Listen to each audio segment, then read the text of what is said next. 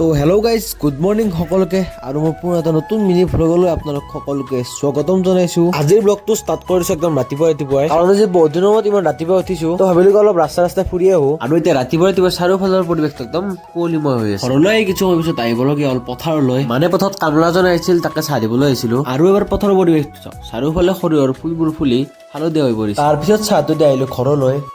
A few moments later. ঘৰত কিছু সময় থাকি আকৌ আহিবলগীয়া হ'ল পথাৰলৈ, মানে আজিও আমাৰ পথাৰত ধানৰ মাৰাত মাৰিব। তাৰ পিছত ইয়াত আহি লাগি গ'ল কামত। কিছু সময় পিছতে আৰম্ভ হৈ গ'ল মাৰাত মাৰা কাৰ্যটো। মাৰাত মাৰা হোৱাৰ পিছত ধানৰ বস্তাবোৰ ঘূৰাই উঠাই দিলে আৰু লগতে মোকো ঘৰলৈ পঠিয়াই দিলে।